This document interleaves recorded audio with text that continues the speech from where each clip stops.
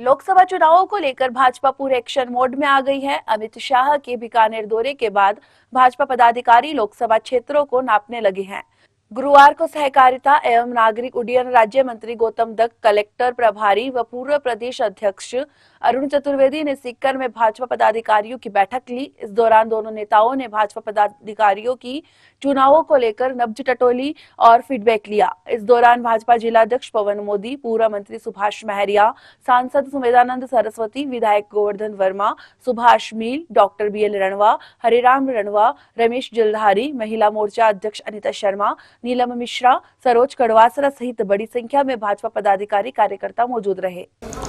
आज इसमें हमने संगठन के नाते से जहां बूथ की संरचना, पार्टी के संगठन संरचना, इसकी चर्चा की, वहीं विभिन्न अभियानों के बारे में बात करने का पार्टी ने तय किया कि हर बूथ के ऊपर कम से कम 10% मत बनाएंगे।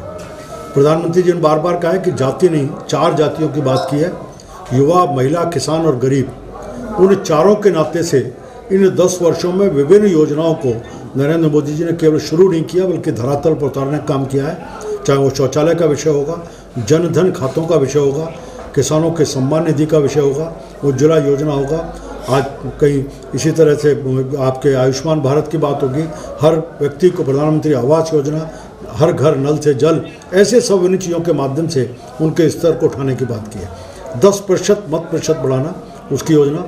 बूथों की ग्रेडिंग, पिछले 5 चुनावों में ABC कैटेगरी में बूथों को काट करके जो कमज़ोर बूथ हैं उनको कैसे अपग्रेड करके हम विजयी बूथ बना सकते हैं, इसकी योजना के ऊपर भी चर्चा विस्तृत रूप से कार्यकर्ताओं ने की है। मुझे विश्वास है जिस तरह की स्थिति है और कांग्रेस पूरी तरह से इस समय दिशाहीन है, नेतृत्वहीन है, किसी प्रकार का कोई विजन उनके सामने नहीं है। भारतीय जनता पार्टी सीकर भी जीतेगी और 25 के 25 लोकसभा फिर एक बार जीत करके नरेंद्र मोदी जी को प्रधानमंत्री बनाएगी। अब वक्तव्य कोई आपका हो तो प्रश्न है।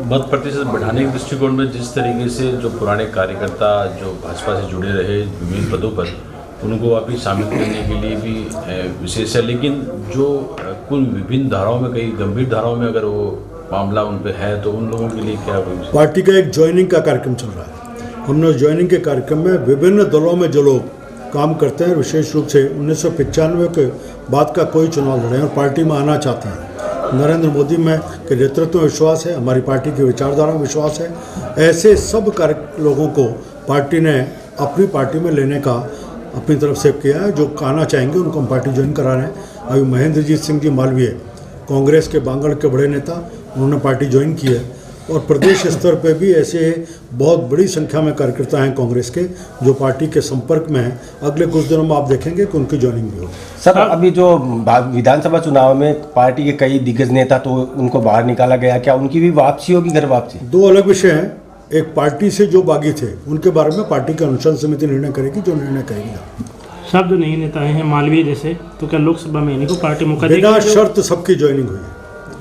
किसी के कोई कंडीशन है तो उसको पार्टी ज्वाइन नहीं करा रही, बिना शर्त। जिसको नरेंद्र मोदी का नेतृत्व, पार्टी की विचारधारा, देश के काम, गरीब की चिंता और बढ़ता हुआ भारत, इस पर विश्वास है, उन सबको पार्टी। लोकसभा चुनाव में टिकट की दावेदारी को लेकर क्या समीकरण रहेगा? क्या युवाओं को भी मौका मिलेगा या कोई पुराने? 543 सीटों के ऊपर भाजपा के प्रत्याशी तय हैं, घोषणा हो चुकी है।